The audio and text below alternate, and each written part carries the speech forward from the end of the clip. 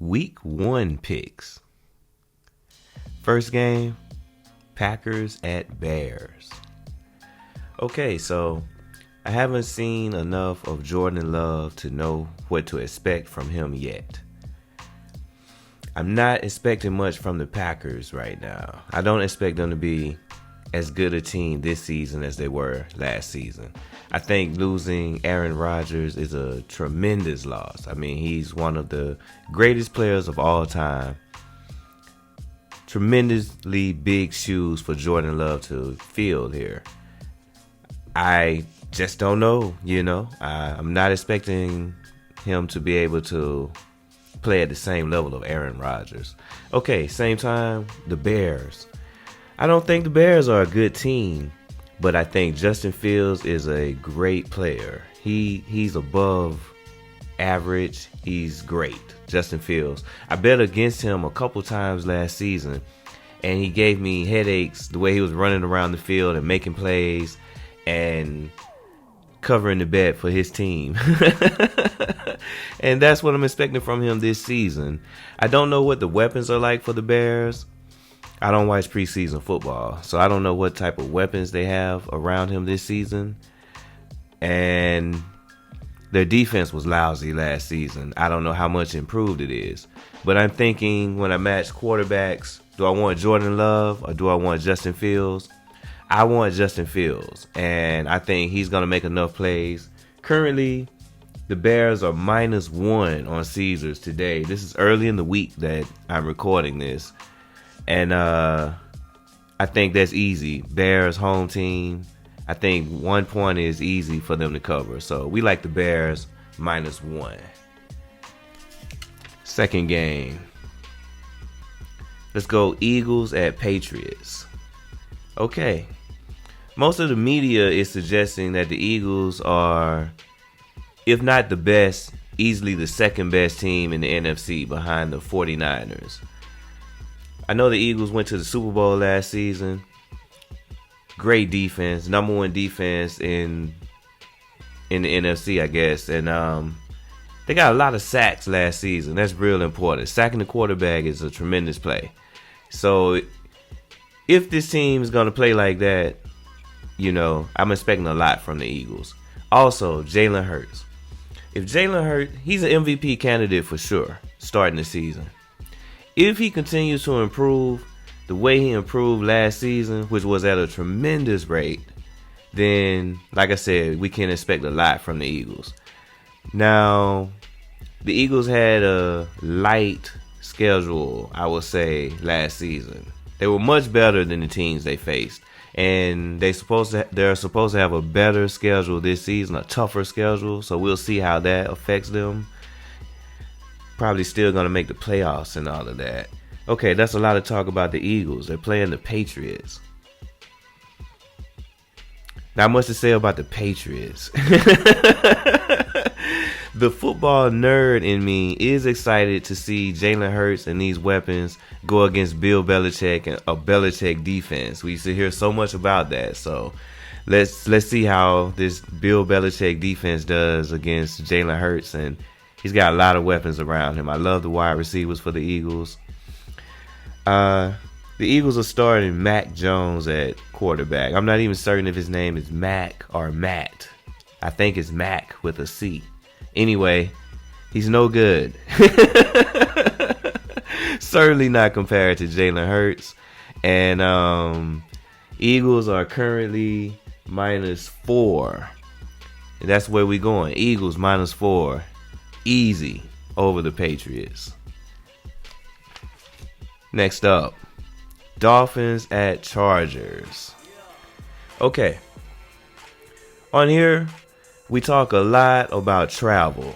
And I certainly bring it up when it's travel across multiple time zones. And that's what the Dolphins are facing for game 1.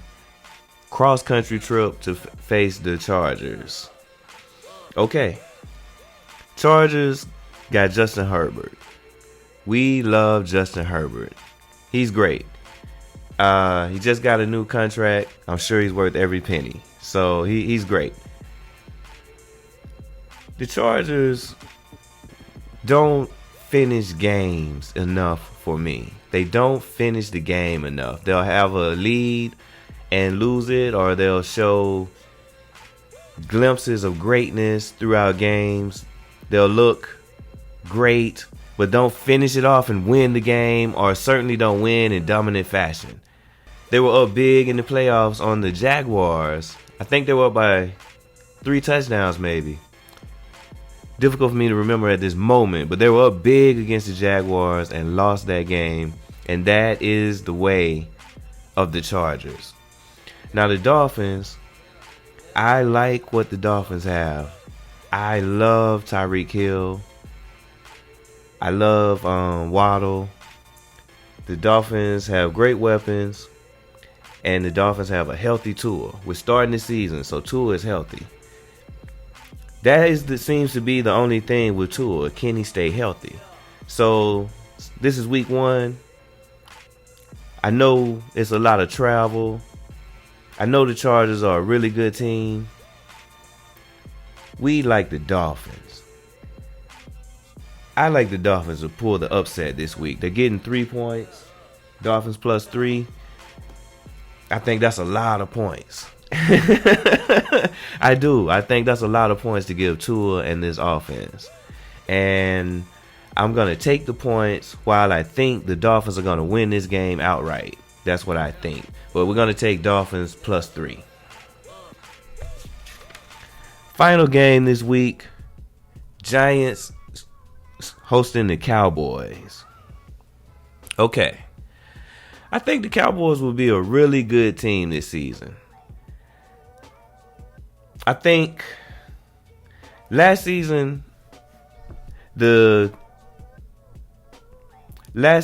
Cowboys made the playoffs, and Dak Prescott did not have his best season by far. This was not his best season. We'll say it that way. He had a lot of turnovers. Yet, I do not want to consider Dak Prescott turnover prone at the moment, because in prior seasons he has not turned the ball over a lot. Last season, we want to think that was an outlier and just a poor season for Dak. We don't want to think that's the norm. We'll follow that this season to see if Dak turns the ball over. When I think of turnover machines, I think of the Giants quarterback, Daniel Jones. If you've been watching this channel, you know I do not like Daniel Jones. In fact, I think he is the clumsiest quarterback in the league. When I think of it in betting perspectives, often turnovers are very important, and I often consider that I'll get a turnover or 2 from Daniel Jones when I go into the weekly games considering my bets. So Daniel Jones had what we consider a good season for him last season. He wasn't a turnover machine. But like I said about Dak, I would say the opposite of Daniel Jones. He usually in his seasons, he turns the ball over a lot. He's among the league leaders in interceptions or fumbles. So I am expecting him to revert to form this season. And I'm excited to see what the Giants are going to do, but I think the Giants have been a little overhyped by the media that I've listened to and watched leading into this season. I think they're a little overhyped. I think their best player is Saquon Barkley. I think he's by far the best player on the Giants roster. And that being said, as I'm thinking about it, I don't know that he'll be the best player on the field for this game. That might be Michael Parsons. So the Cowboys have multiple players that could be the best player on the field. And that's not even considering Dak Prescott, and he could have the most impact of anyone on the field for this game. So we like the Cowboys for this game. -3.5. I think that's a big favorite going on the road. The home team is usually a 3-point favorite. The Giants are a 3.5-point underdog. So Vegas is thinking like I'm thinking, that we're thinking the Cowboys are a lot better than the Giants. That 3.5 points is a lot of points. And yeah, this line has been holding steady for weeks. I've been keeping an eye on it.